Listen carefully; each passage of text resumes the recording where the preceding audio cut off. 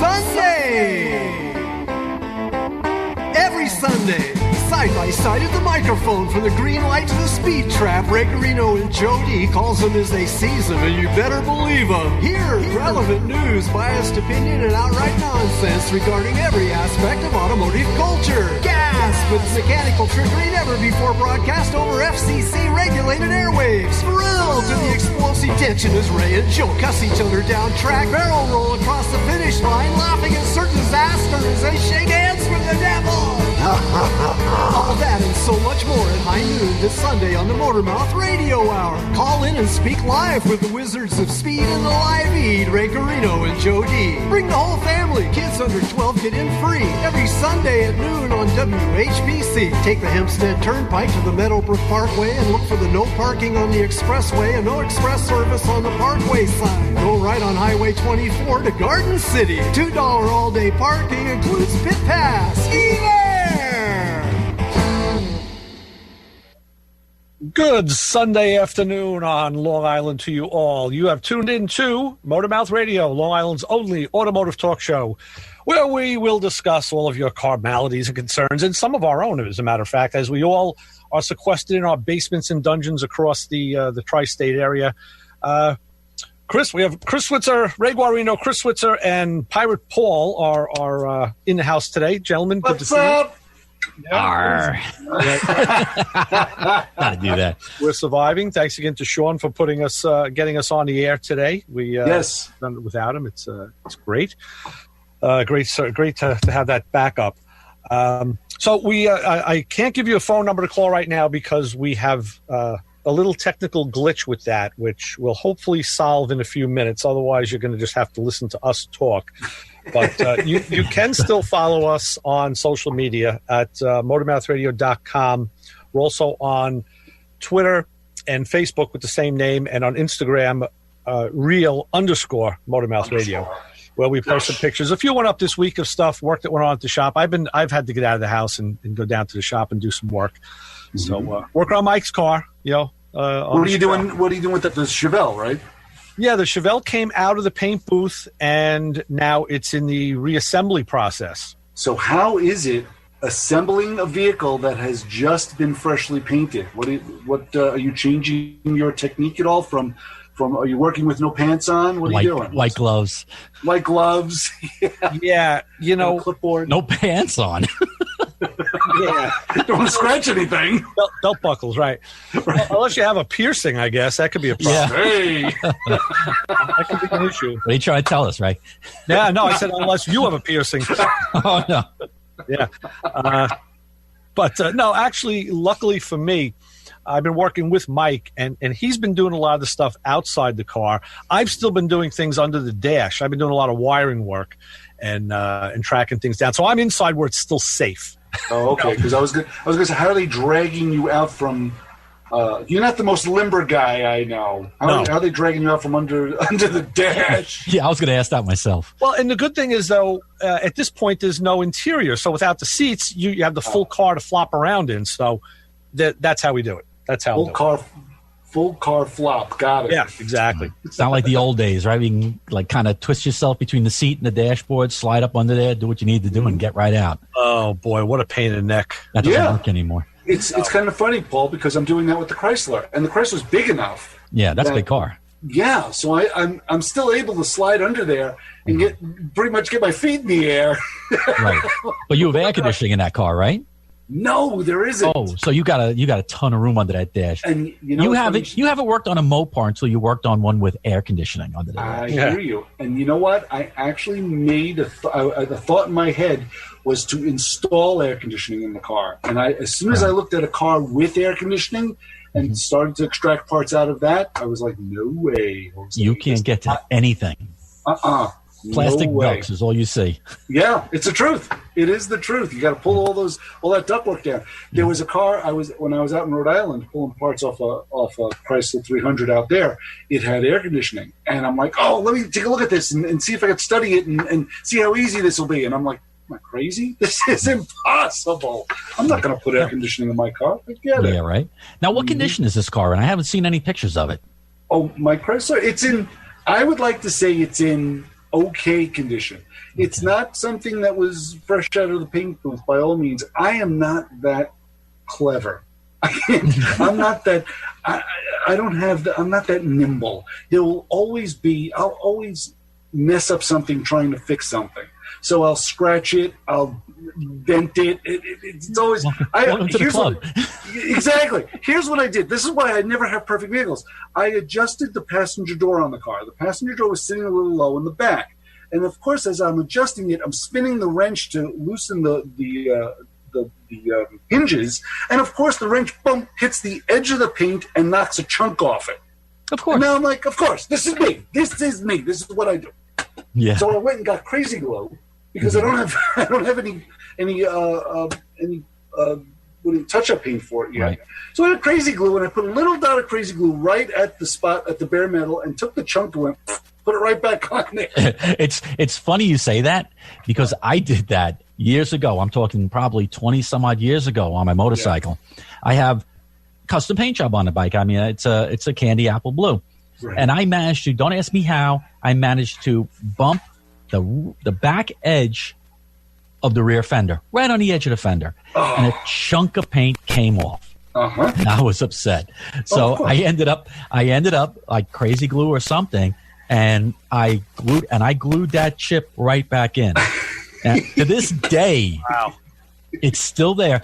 I mean, I have to show it to you one day. It's still there. And I mean, it's you know what? Life. And it looks okay. It looks all right, so. It looks all right. It's exactly it. I can walk around a car with touch-up paint all day long and fill in all the little dots and spots on my Explorer, which is a jet black vehicle. I go around and I find new chunks every so often. I'm like, where the heck did that come from? Right. Oh, it must have been when I was working on it. Yeah.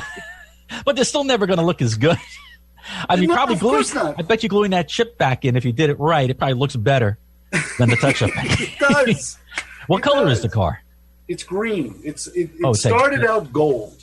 Okay. The car's been, like I like to say, technically messed with. Right. Whomever had the car, it was originally, from what I could figure, it's originally a Newport convertible, and it was built very early in the timeline. September 16th, '68 was its build day, so it's real early in the cycle. And it's when I got it, it had the 300 bumper, 300 grill, the 300 rear bumper and taillights. Someone went and put the 300, the block letters on both sides of the quarter panels. They put them a little close, but they're there. And they were in the process of turning it into a 300. So now when I buy it, I'm looking, and mind you, it's got like 63,000 original miles on it. It runs really, really well. It's got no rust on it. But I'm looking at it and I'm saying, all right, what do I do? Do I spend money and bring it back to the Newport, or do I spend money and make it a 300? Because it's like caught in the middle. Yeah, so I've been slowly turning it back into a 300 again. Oh, it's a hybrid. Fake 300, but a 300. But in the process of doing that, you got to pull door panels off, and you have to. That car's been for sale for years. Right. Yeah, I've seen them. It was just brought up on our Zoom meeting, a shot of one. But now, is that the green you have? No, it's darker. You have the in '69 they had a green called forest green. That was actually the color of my brother's Charger. It's probably it. It's a nice green. It's a nice green. Yeah, it's really not bad, but it needs to be sanded. Mm-hmm. The paint is like starting to check, so I need to sand it, and it was not really done very well. From 10 feet away, it looks great. So that's why, but that's a perfect car for me. It's not perfect because I'm gonna mess with it. That's good for all of us, yeah. And I'm gonna break it. I know I'm gonna break it. And if I have something that's totally perfect, I will lose my mind. I admire those people at car shows that have the perfect paint, the perfect interior. God love them. I give them all the credit in the world, because I know there's going to be that time when I'm going to put a dink in it, when I'm going to, because you're taking care of the problem right now, Paul. You're making your garage space bigger. And that's something that I would love to do. I have 2 cars in a 2-car garage, and you got to do the 2-car shimmy. You got to go between the 2 cars. And of course, you're going to have a wrench in your pocket. When you do it, you're going to have something. you know how many times I've gotten my phone case, my cell phone case that's on my belt? I've gotten that caught on side view mirrors, and now the phone's flying. You're going to try and catch the phone, and of course the wrench goes flying and it hits the fender. It's a daily occurrence when I'm in the garage. Hey, Paul, keep an eye out on your phone for a code. I got it. Oh, good. So if you can hold up a sheet of paper or something so I can... I don't know if you're going to be able to... No, I can't see that. No? Okay, I'll make it bigger. Hold on. Actually, you could probably tell me the number. Who the hell else would know, right? Phone call operation on the fly right here. This has got to be monumental on this radio program where we can actually do technical implements while we're on the air. I'll tell you what'll help a lot is if you technically share the screen again so it gets bigger. So I can see. Yes, unshare that screen. Thank you. Let me see. Hang on. Just hold as the codes get passed. Yeah, the secret codes. Okay, I got it. So we can activate the phones. Right. So, yeah. I got a fresh roll of duct tape for Ray. Thank you. Okay. I love this. This is what I love about this program. People are all around listening going, what is going on? Why are they doing this? All right. Raw radio. Raw radio. Motormouth Raw radio. There you go. Works. But yeah, so that's the type of car it is, Paul. It's something that I can truly enjoy. And what's even more quirky about the car is whomever owned it before me recovered the seats. And you know Chrysler interiors. They rip the second you sit in them. So the seats were recovered. Hey, wait a second. I'm serious. I will every single Chrysler you'll ever see in this year range, the front seats are torn up. They look like cauliflower. Every one of them. Unless you spend hundreds of dollars to get them recovered, that's what you're going to get. Mm-hmm. So whomever owned it before me decided to recover it, and they recovered it in this olive drab pleather. Straight out of a taxi cab. And it's kind of cool because, my kid goes bouncing around on the seats, so I'm like, have at it. Yeah, right. So I'm not really concerned about the interior. Do they sell a reproduction kit for that car? Interior kit? Gosh, I don't know. I think they do. There you go. But of course it's fellas. I think we can do this. So what we're going to do is give out this phone number. Okay. And give it a try. Somebody should be daring and try. Give us a call at 347-322-8721.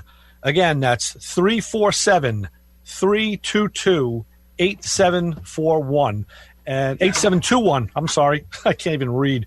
And 347-322-8721. Ray. Oh, my word. Yes. That's not the Google number. Oh, you're right. That's the wrong number. What an idiot. Okay, forget everything I just said. See, this is what happens. Right, the number to call. Don't call that one. That's the number that was the operator called me on. You're going to call 516-256-9510. 516. What a maroon. We'll take that out of post. In post edit, we'll lose that. Don't worry.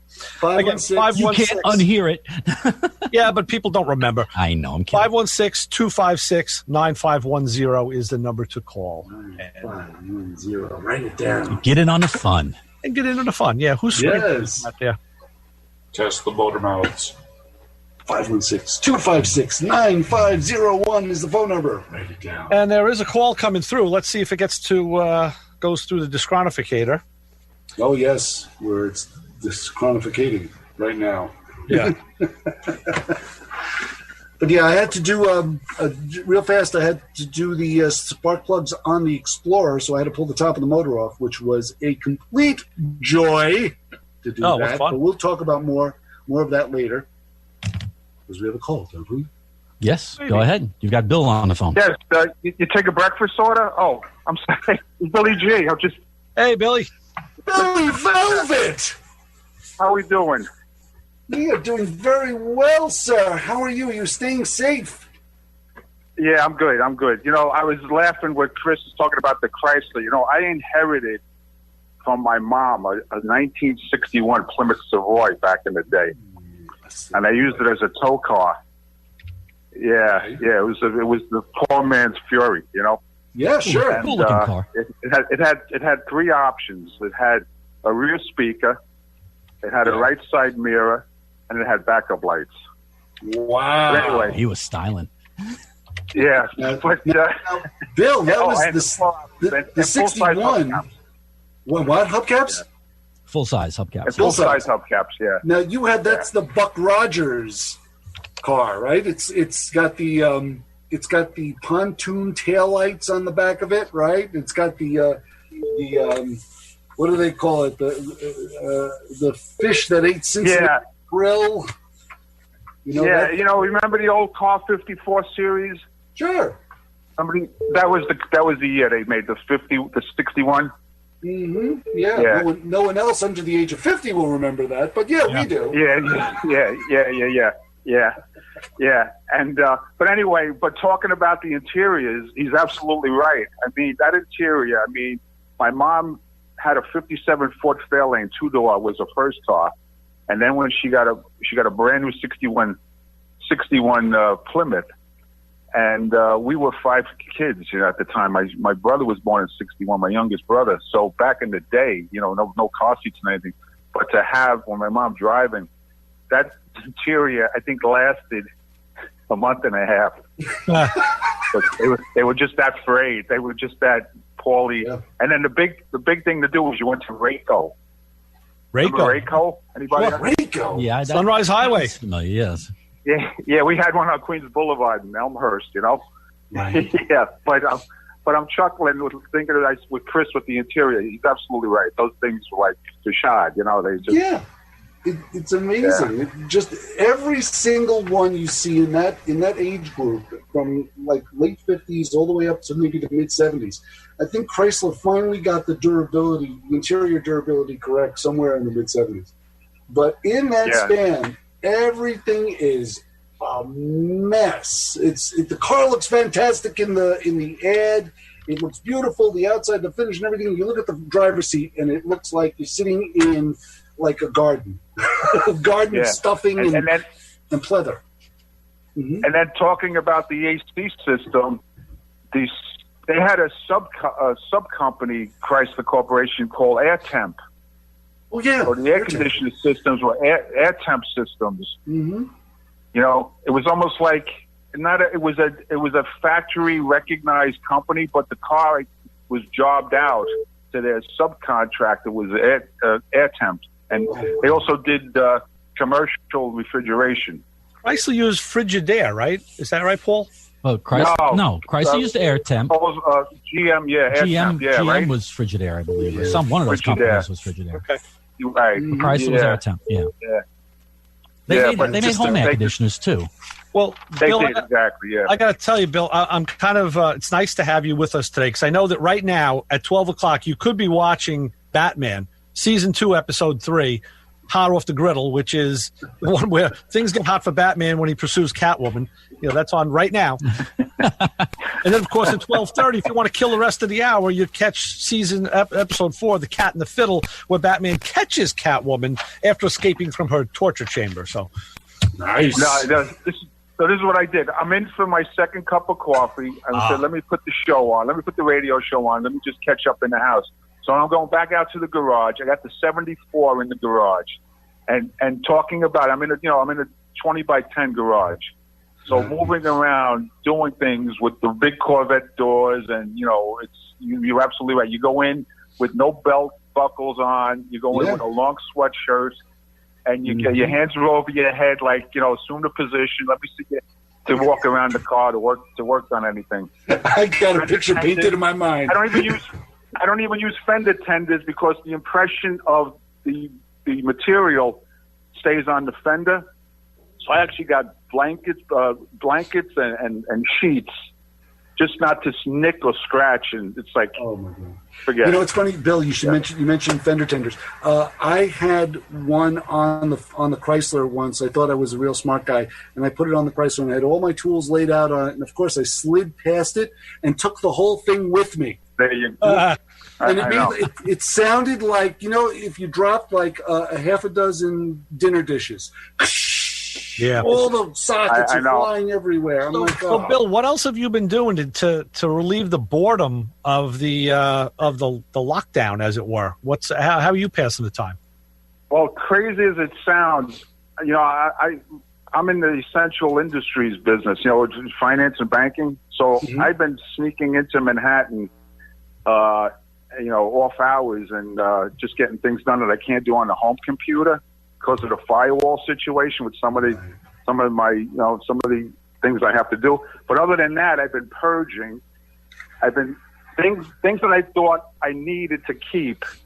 I've been looking at saying, and then yesterday I was at the car magazine section. I had my 68, 69 Roder and Superstock, high performance cars magazines, and I was starting to read, the Marty Shaw stuff and the Motion. I'm saying now, do I pass this along? So anyway, I accumulated bins for the swap meet whenever the next swap meet is. Right. So I'm just like saying this has to go. It's time to move this. So I've been purging. I think we're all doing it. I'm showing these guys. I'm actually doing the same thing. I'm reading these magazines that are from 68 and 69, Carcraft, Cruisin', Cars magazine. Right. And I'm reading like the road test on the new Roadrunner that's coming out. Yeah. I'm like, hey, I got to go get one of those. Funny. You're absolutely right. Yep. You're going to spend $3,700 to go buy a new Roadrunner. And then you want it. Then you say, let me move. Let me pass this along. Let me get rid of it. Then you say, you know what? These magazines, width-wise, are only 4 or 5 inches on the shelf. Right. I might as well keep them. Exactly. Yeah. Bill, I've been trying to sell everything. Phone number. Yeah. I don't want to take up the time for the rest of the listeners, so I was just trying out your phone number. Yes, it works. Thanks, Bill. Thank you, Bill. Right? All right, Bill. Sorry. Talk to you soon. Take care, Paul. All right. Take care, guys. Bye-bye. Bye-bye.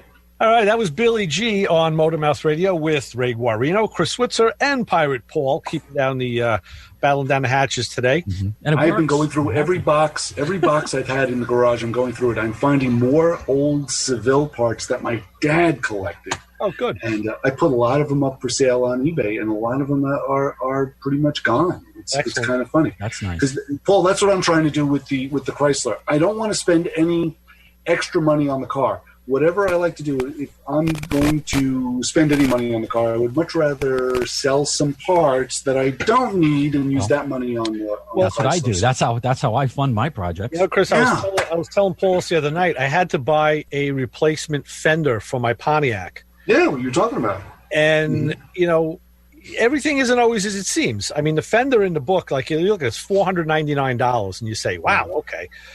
All right, what are you going to do? You can't go to the auto parts store and buy one, so you have to go to a specialty place. Right. But then there's a $150 shipping fee and a $20 boxing fee. But now, Ray, can't you, reach out to, some of those junkyard salvage yards in Arizona and find a real fender? I thought of that. I mean, I don't know what their price would have been, and there certainly would be shipping on that as well. And then it's obviously going to need body work and finishing because it's an old fender. Well, here's the reason why I bring it up, because I actually put a new fender, a brand new box fender. It was on my buddy Andy and I did it on it was a 300ZX, a Nissan ZX. And when I tell you we had such a hard time fitting this new fender on the car, I don't know what it was, but it seemed right. But there was a lot of wrestling to almost stretch it onto the car. Right. And I'm thinking, will you have, or do you think you'll have, the same type of problem with a remanufactured fender? The beauty is I deal with a company called Ames for all my Pontiac stuff. Sure. And Ames has this nice little thing under every part. They tell you how it fits. Like nice reproduction, looks great, but you have to do this, or fits right out of because they actually put these things on there on vehicles. Okay. And the car's in the shop now. It's not like thinking about going in, it's there. So the body work is already being done in the car, and now things are going to get fast tracked. So if I got a rusty fender in from Arizona, or even just a weathered fender in from Arizona, or weathered, it won't be rusty; it'll be weathered. Right. Oh, I mean, they could have got a car from somewhere else, or whatever.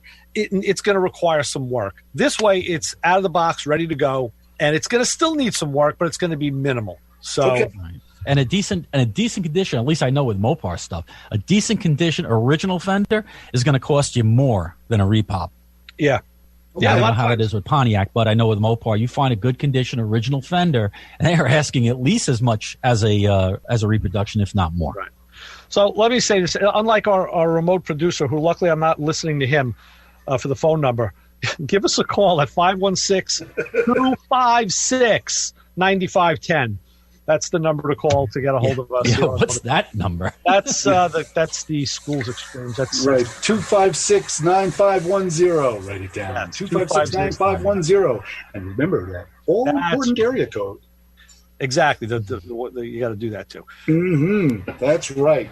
Because we don't have a studio number because we don't have a studio. Right. We're in our studios right now. This is the remote studio number. The other thing I want to mention, and this goes for everybody out there that has a newer car. There's one of these little memes that went around that says, hey, it's great. Now my car is getting 3 weeks to the gallon of gas, which is because no one's driving. Well, this is the thing with newer cars. Go out there and start that car once a week. It takes about a month, but these cars, when they sit, the battery could go dead if it's getting to be in that marginal range. And the reason is that car, the systems, the computers do start up throughout the day and the night. They just do systems checks, and it's only a few, it's a millivolt, in the millivolt range. It could be 30, 40, 50, up to 100 millivolts at a time. But over a month's time, if the battery is, say, at the point of its life where it may need to be changed, you may hit that threshold and you get a colder morning and the car may not start. So this is what happens with people who go to Florida. They leave cars and they don't start when they come back. Mm-hmm. Same thing happening. So just go out there once a week, start your car, or take it for a drive. Drive around the neighborhood and take a look at stuff. That's what we do. Mm-hmm. No, I told my wife that. She thought I was crazy. Oh, yeah. Well, because that's the default answer from you. Yeah. Well, the many reasons why she thinks you're crazy. I know. Just add it to the list. Right. I did that with I have that 93 LeBaron, and I always found those late 80s, maybe to early 2000s vehicles that are kind of like hybrid. They still have they are definitely computer driven, but they still have those links to the past as far as operation is concerned. So I got in the car recently, and I noticed it was not driving the way it was like it used to. It just seems like a little funny. And once I put it on the highway and I got on it, and it seems like I just blew all the junk out of it. That's the way it felt. All of a sudden, it lit up like a Christmas tree, and it was running really, really well. And I'm like, oh, I did an Italian tune-up, and I didn't even know it. Exactly. So it is true. Just get in there, fire them up every once in a while, and let them drive. All right, so I tell you what, instead of firing it up, we're going to turn the wick down on this soiree right now. We're going to take a break. We'll play a couple of spots, and we'll come back and do more of this on Motormouth Radio. Again, you'll get us at 516-256-9510.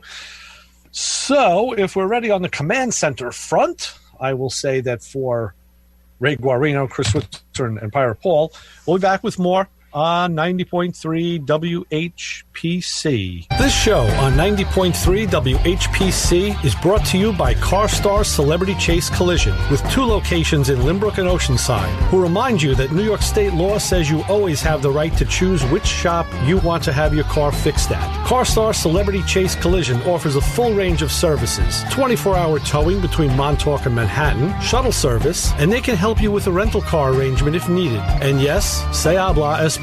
More information is available by calling 516-593-0920 or visiting online at celebritychasecollision.com. Shake off the realities of the day, broaden your musical horizons, and embrace the diversity every Monday afternoon at 5 for 2 hours of Revelations. The show offers a potently unique collection of music with an emphasis on themes and rock rarities, an occasional tour de force of blues and soul, mixed with compelling sets of folk and folk rock. I'm Steve K, and I've got the perfect soundtrack for your drive home every Monday afternoon at 5 on Revelations, right here on the voice of Nassau Community College, 90.3 WHPC. Hey Siri, what is the square root of 64? The answer is 8. Hey Siri, how much wood could a woodchuck chuck if a woodchuck could chuck wood? Don't you have anything better to do? Hey Siri, where did some of my favorite hip-hop producers and MCs alike originally get their samples from? Ask DJ Solero on Lyrics to Go. Hi, I'm DJ Solero. Join me for the music of yesteryear, the music that hip-hop producers have gone on to sample in later years, along with some of the best hip-hop music that the 80s, 90s, and the new millennium have produced. I told you DJ Solero knew the answer. I also told you to take a shower, but that hasn't happened. So, no way of knowing if you will follow this advice either. It's Lyrics to Go for a true musical inspiration, now at a brand new time. Listen Friday nights at midnight, right here on the voice of Nassau Community College, 90.3 WHPC. Hey, that was my line. Sorry. Coming up at 12 o'clock today, Sunday, Motormouth Radio, Ray Guarino, Joe D, talking about cars. And like I said, you don't have to know anything about cars to enjoy the show. People watch cooking shows, don't know how to cook. People watch those home repair shows, they don't know how to fix anything. So Motormouth Radio is the same thing. Think about it that way. All right, we're back on Motormouth Radio. Ray Guarino, Chris Switzer, and Pirate Paul today. We're talking about your automotive concerns and how to keep your car in good shape during this this pandemic. Give us a call, 516-256-9510, and get in on the fun because we are certainly having a lot of it today. You know, we're sharing a Motormouth Radio birthday today. I'm not going to tell you who it is, but just out there in the clouds, if you're out there, hold up your glass and say happy birthday because we're definitely celebrating today. So we're sworn to anonymity here, but that's not going to stop us from having a good time anyway. You know, I want to tell you guys about something I got into. Now that everything's being done remotely from home and all, I'm helping a couple guys out, a father-son team, on behest of our web guy. It's some guys in New Jersey, a father-son team that bought a 79 Camaro, and they just kind of got into a little bit of trouble with the carburetor and things, and they wanted some help. So we've done a few Zoom meetings where I'm actually looking through their computer at this car and diagnosing it over a computer. Wow. And I tell you, it's not as bad as I thought it was going to be. Paul, we got a call, I guess, right? All righty, we're going to go back to the phones, back to the fun, and we'll say hi. You're on the Motor Mouths. Hey, guys, it's Hey Macho Man Brian. What's going on? Hey, Brian, how are you? Hey, what's up, Brian? We're hanging in and, just going crazy like everybody else. Yeah. What are you doing, Brian? What's the minutia? What are you doing to pass the time automotively? Actually, I'm working. So, I'm out and about and delivering parts and slinging some chrome. Still working and still delivering and taking care of the guys' needs. So, yes, I'm the lucky one. Has it slowed down, Brian? Are people still buying tools? More importantly, are they still paying their bill? Yeah, they're still paying. It's unfortunately it's about quarter of the business. So that's how much it's slowed down. Got it. So, but next week, I have the girls, they're tie-dyeing a whole bunch of T-shirts. I'm bringing tie-dye back, and the week after I'll run something on the truck to, get a tie-dyed T-shirt. I'll find something to sell along with that. So is that going to be like the Hershey Kiss? Is that going to be like the Hershey Kiss / brownie tie-dye or what? Yeah, you got it, man. We got baked goods, everything on the truck just to keep the guys coming out. So send us some pictures of that stuff, Brian. We'd like to post that on our site. Send us some baked goods. Yeah, right. I'm hungry. Hey, you know what? Go on. Let me just mention something just before I lose my train of thought. I want you to send me some pictures of that so we can post it, but also get on our YouTube channels. We're doing a YouTube thing. We have Motormouth Radio on YouTube, but there's also Motormouth videos on YouTube. And we're going to actually be merging the two. But there's all those promos that have been getting done, like the one, Brian, that was done for you a couple of weeks ago about the brownies is on there.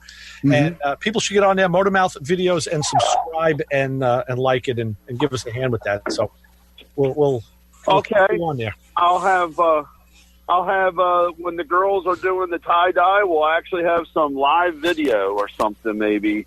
Cool. But like I said, just trying to keep things moving, and it's definitely slow, so it's tough. It's not easy, but we're just doing what we're doing. So right. Very cool. No, the big thing is if people are paying their bills, that's the main. Right. Yeah. People got just got. Well, like I said, it's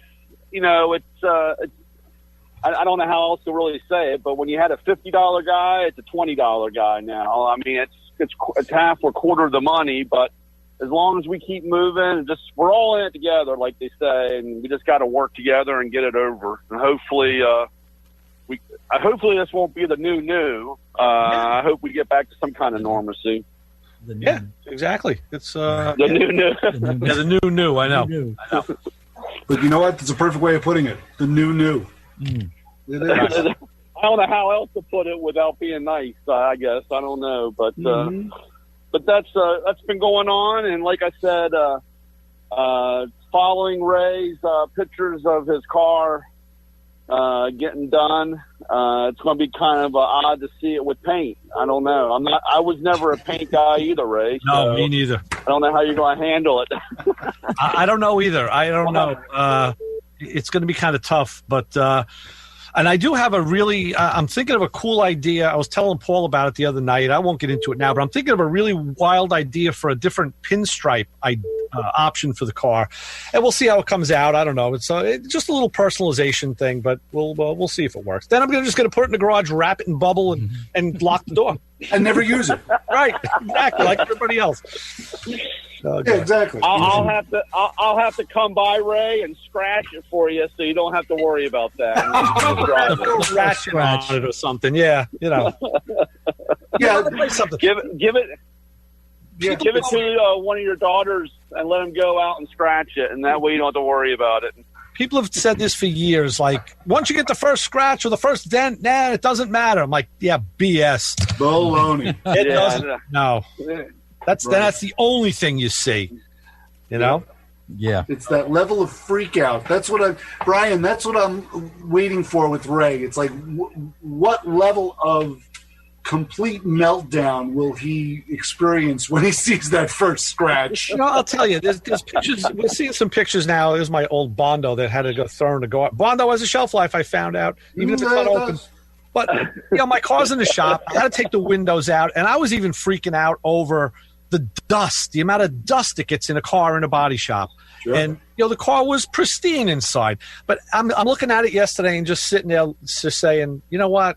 So what? It'll get cleaned. It'll get vacuumed. It'll get cleaned. What am I worrying about? Why worry about things you can't control? Exactly. So. Make sure you turn the blower motor on before you finish cleaning it. Good point. Yeah, good point. That's a very good thing. Yeah. Right, because you can clean the whole thing and then turn the heater on. Yeah. Ask me how I know that. Yeah, exactly. Funny stuff. Yeah, I just wanted to call in, say hey, let you guys know down here in the heart of Maryland, we're still alive and kicking, and I hope you guys are all safe and doing good. And I'll send you some photos, and you can post that stuff, and hopefully we can all sit around and have some crabs and beer one day, I guess. I'm looking forward to that. Wow. That's good. Sounds great. Thanks, brother. We'll talk to you soon. All right. Take care, Ray. Take care, guys. Okay. Be safe, Brian. Be safe. Bye-bye. Oh, that's cool. Yeah, it's the same everywhere. Hey, I as well as looking through those old Cars magazines and stuff, I found something in the regular Newsday sent out a paper today. They've been doing it once every a month or two. It's like an edition from the past. So today's edition was from 1981. And, of course, you're looking at back, and there's all the old movie ads and the store ads, Mays, Gimbals, Gertz, Newberries, Gertz. There was Howie, don't call the cell phone. Howie, call 516-256-9510. You keep calling the same number, which is the wrong number. Well, actually, that would be the right number. What am I saying? We may hear from the big man in a minute. We'll see. Good. but they posted this report on X-Car ratings. They said the bodywork quality of General Motors Corporation's highly touted X-Cars may not be as high as the company had claimed, according to a GM report. Oh. It was in the Detroit Free Auto Press. A routine GM quality inspection last month rated. All right, if Howie's on, he can come on with us. That's all right.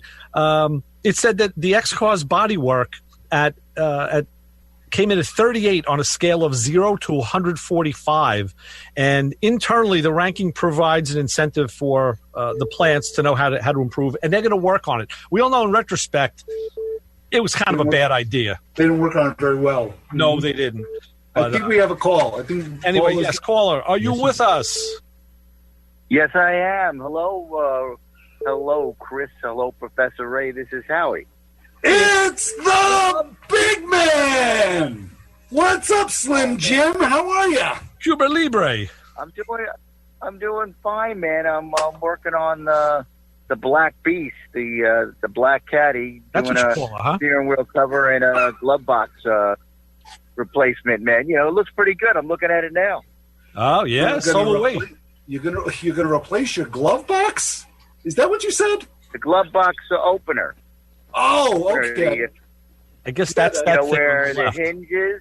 It disintegrated, a while back, and I had some tape there, and I bought a black one and just had to take it a little apart. It wasn't that bad. Where did you get it from, Howie? Where did you get the parts from? I got it on eBay. Okay. Where else? Nice sale, Chris. That was good. It's slick and exotic Cadillac plastic. Wow. It failed. I opened it up, man. It crumbled, man. So I got it in. But what about the glove box store? It's black. We got Joe checking in, and Joe is shaking. He's doing one of these. Is he rolling his eyes? He's doing something like that. Yeah, I really can't say what it is. Yeah, he's rolling something. Rolling and smoking. Well, thank you, Howie. Thank you for giving us this fine, upstanding bit of automotive repair. Yeah. What year is that car, Howie? It's a 1990 Cadillac Coupe de Ville. Oh, okay. All right. Nice. So I'll send you pictures, man. Send you pictures on my work. Okay, very good. We'll do something with them.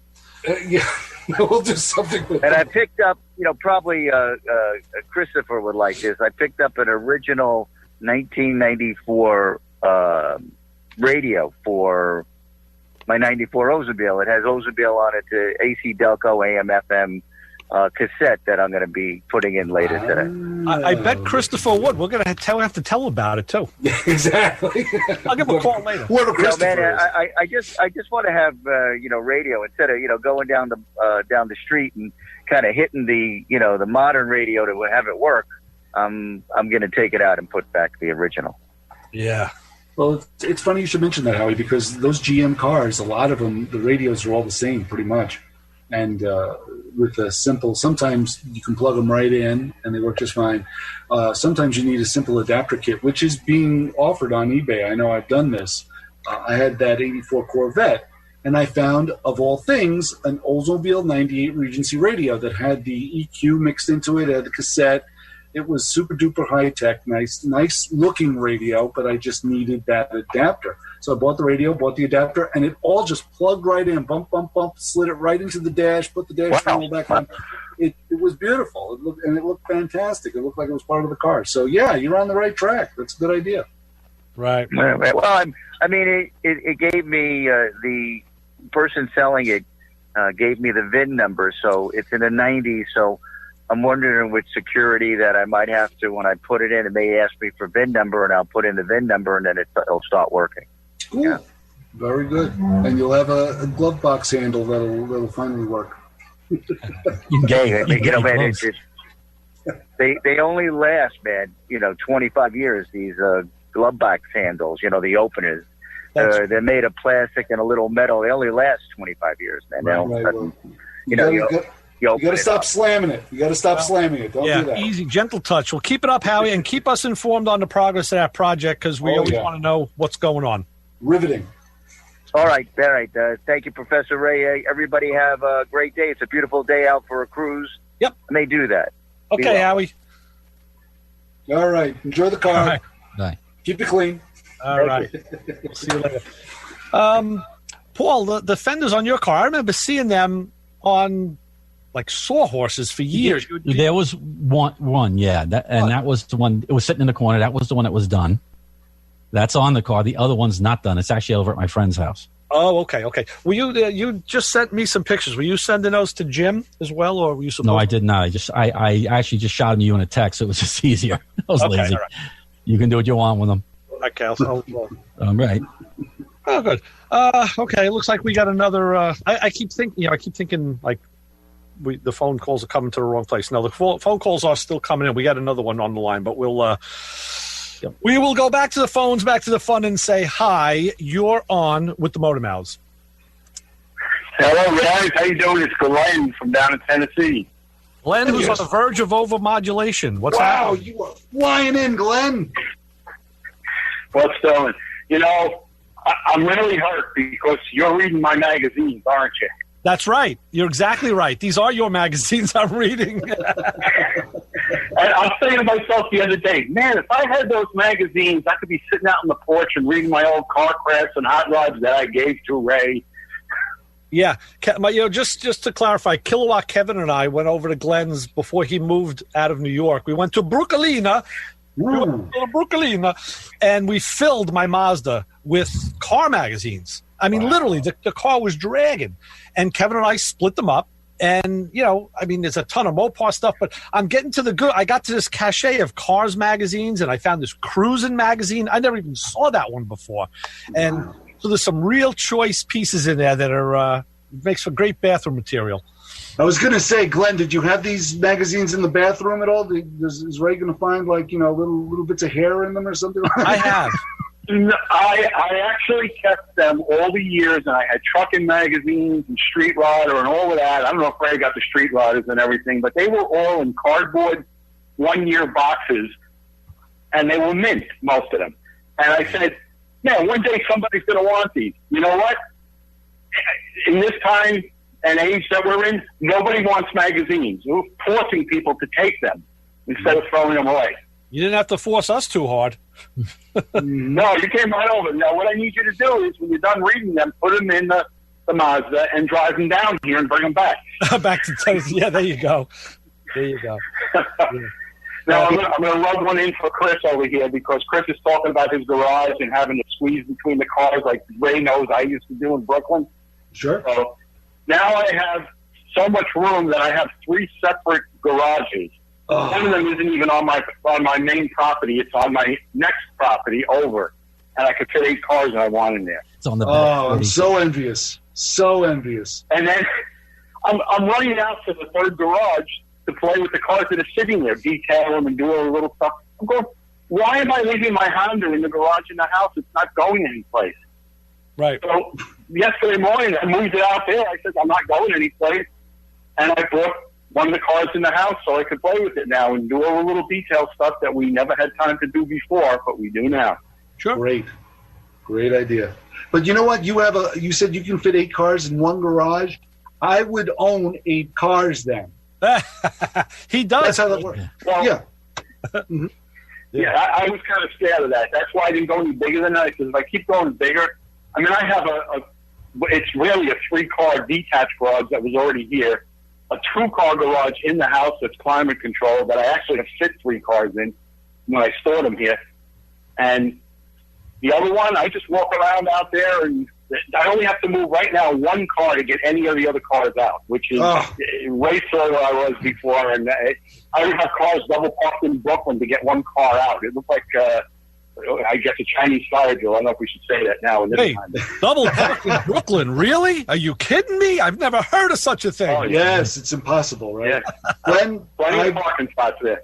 Glenn, I sympathize with you. with you. Yeah. Chris, I got to tell you, where you were is you were northwest of Glenn by about maybe 1.5 miles, 2 miles tops. So you guys were in the same general area. So sorry to hear that, Glenn. They're causing from each other's house. No, Remember, was. Right, but Yep. both of you have moved on, so that's a good thing. Yes.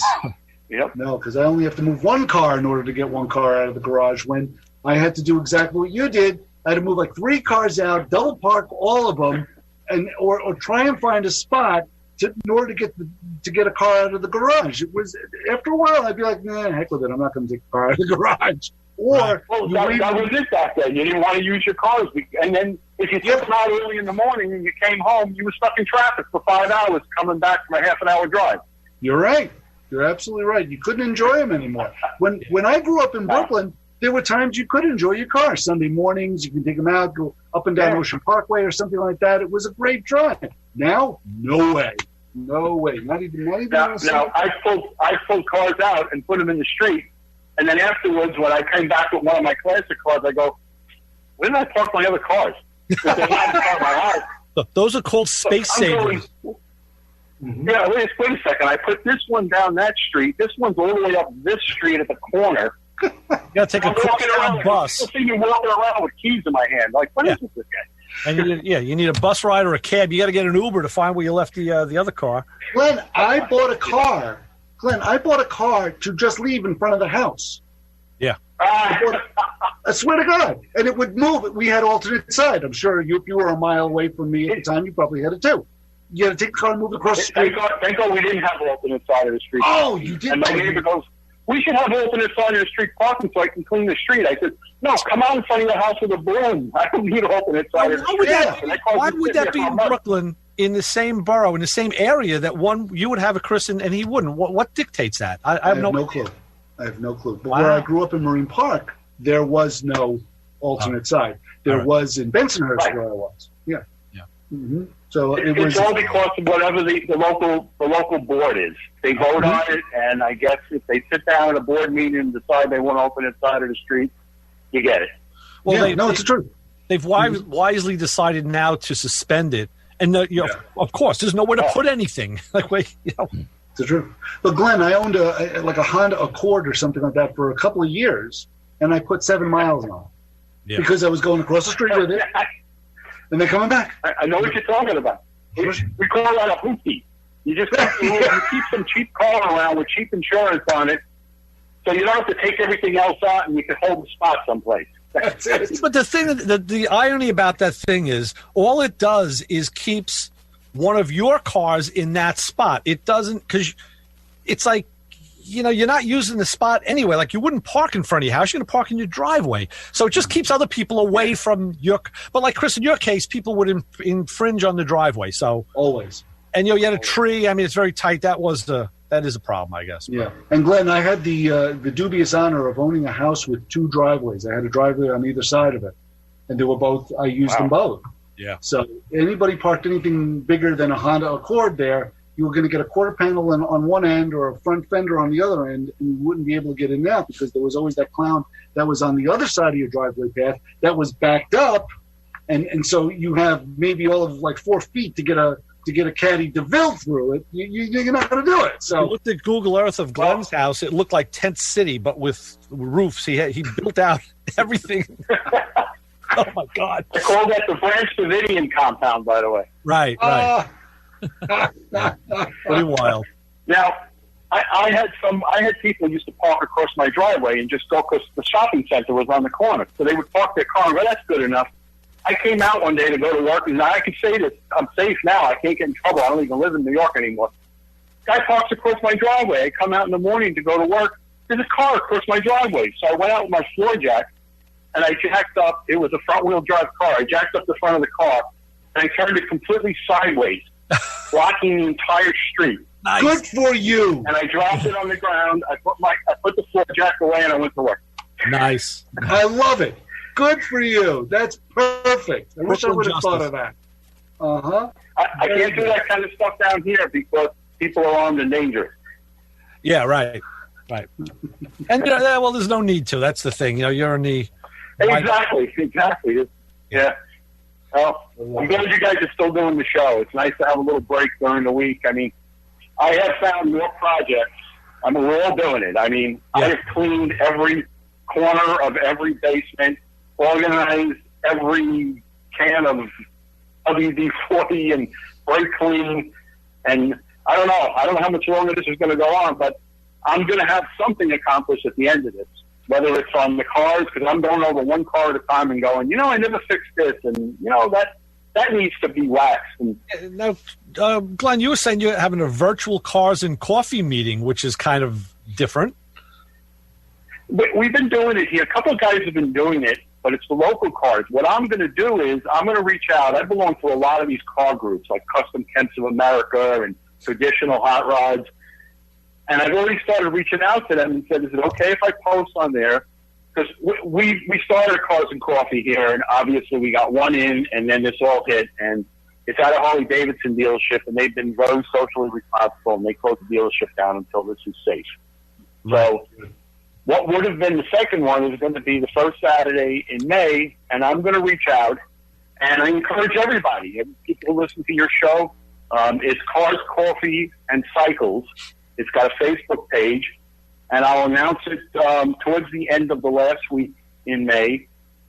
And I'm going to do the whole weekend. That I just encourage, and I don't, guys are doing the local cars, but we have other local cars. So I'd like to see people who are not going to have a chance to come to our Cars and Coffee, because some of these sites have people all around the world. Forget about around the country. And hopefully we'll get a full day of people just chiming in and posting their cars, and we're going to do a little virtual Cars and Coffee all weekend. Glenn, do you belong to the ISCA? I used to many years ago. Okay. No, I didn't know if you were still a member. Okay. Yeah, Groucho Marx said something once, and Ray knows what I'm talking about with this. I would never join a club that would have me as a member. Yeah, we feel the same way. I'm not a club guy. You know what I mean? It just doesn't work. I don't know what it is. I mean, I try to just be one of the sheep, but I don't know, something gets me going, and I said, I don't need a club. I'm good. Lone wolf, no club. Mm-hmm. Yeah, Lone wolf. Remember that? They still sell that little plate that hangs off the bumper and stakes the ground. That's right. All right, Glenn, we're going to have to run because we're getting to the end of our time here. So we thank you for the call, and stay safe. You guys too. Thanks for being there for us at least one day a week. All righty. Thanks, Glenn. It was Glenn from down in Tennessee. Yeah. And hey, Chris, I just realized you put up the sheet. Yeah. Yes. Should I say holy sheet? I was trying to work with backgrounds, and none of them were. I was failing miserably, so I just left the sheet. Okay, so you put the sheet up. Huh? There you go. It's an aerial shot. Nice. That's from standing up in the loft. That is a nice picture. It's pretty cool. There you go. Very cool. So you have the GTX. You leave the GTX outside. Well, right now, because I've got a scaffold in the garage trying to paint the ceiling. So as soon as that's all done, it goes right back in. It's all wrapped up, but as soon as it's done, it goes right back in, so I get to work on it. Wow. And then there's my little dog. You see? Did you see that? You didn't see my graphic I put in the floor. That's nice. That is nice on the floor. Yeah, it's going to be. You have to walk around it, though. No. I mean, I wouldn't want to walk on it. You can. It's embedded in the clear. Oh, okay. Yeah. So what happens? You have a graphic on your garage floor. Can you put like a jack stand on that or something like that? You could. I don't want to, but you could. It's a virtual dog too.